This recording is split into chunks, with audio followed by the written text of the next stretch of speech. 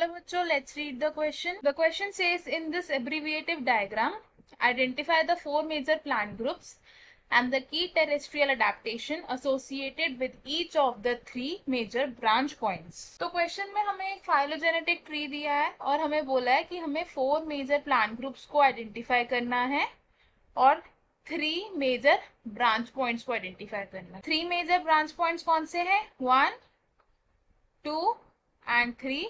और four major plant groups कौन से हैं? ए, बी, सी और डी.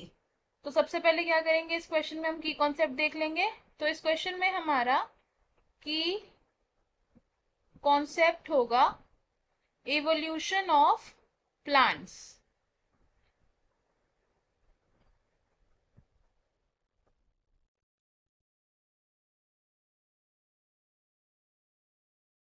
तो जो प्लांट किंगडम है हमारा, यानी कि द किंगडम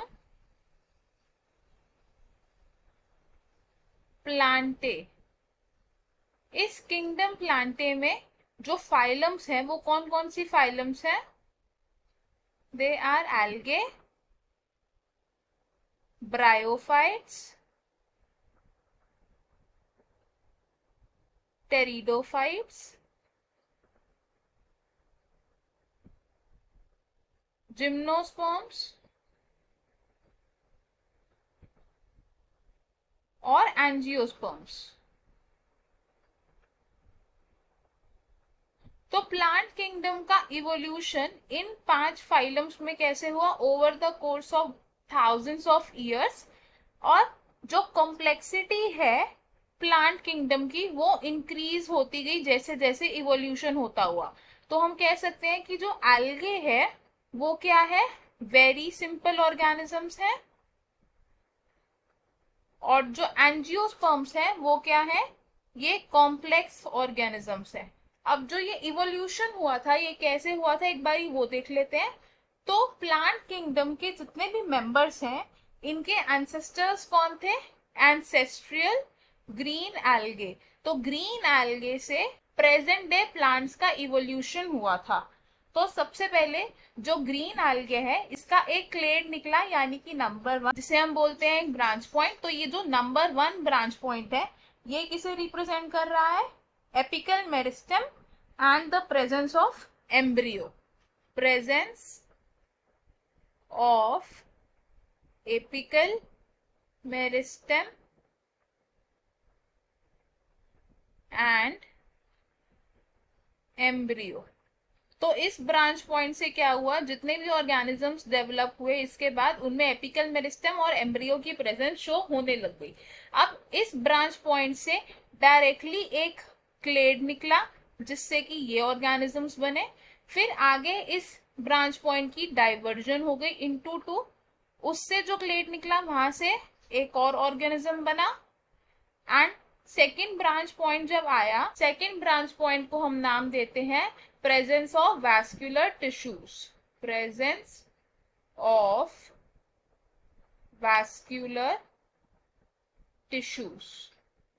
तो इस ब्रांच पॉइंट के बाद जितने भी ऑर्गेनिजम्स इवॉल्व हुए उनमें अब वैस्कुलर टिश्यूज की प्रेजेंस शो होने लग गई. इस लीनिएज से डायरेक्टली इवोल्यूशन हुआ इन ऑर्गेनिजम्स का.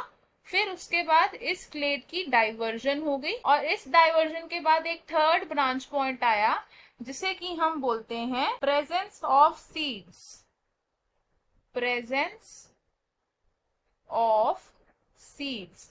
अब इस ब्रांच पॉइंट के बाद जितने भी एवोल्यूशन होने के बाद प्लांट्स हैं उनमें क्या था? सीड्स की प्रेजेंस शो होती थी. अब अगर हम मेजर प्लांट ग्रुप्स की बात करें तो मेजर प्लांट ग्रुप ए है.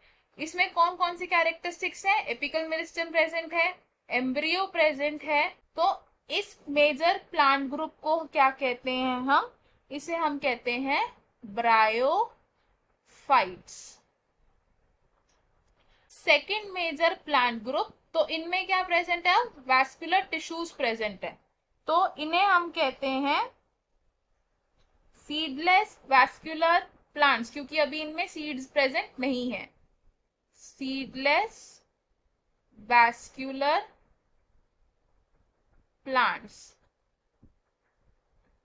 जो सी ग्रुप है हमारा इसमें प्रेजेंस ऑफ सीड्स तो था, लेकिन ये जो सीड्स थे ये सीड्स कवर्ड नहीं थे। तो जो सीड्स कवर्ड नहीं होते उन प्लांट्स को हम क्या नाम देते हैं? जिम्नोस्पर्म्स। और जो लास्ट क्लेड से इवॉल्व हो रहे हैं इनमें क्या प्रेजेंट है? एक फ्लावर प्रेजेंट है और इनमें सीड्स प्रेजेंट है, जो कि सीड्स कैसे हैं? कवर्ड सीड्स हैं। तो इस प्लांट ग्रुप को हम क्या बोलते हैं? एंजियोस्पर्म्स। तो हमें हमारे क्वेश्चन का आंसर मिल गया। हमने 3 ब्रांच पॉइंट्स को और 4 मेजर प्लांट ग्रुप्स को आइडेंटिफाई कर लिया। I hope you understood it well. All the best. Thank you.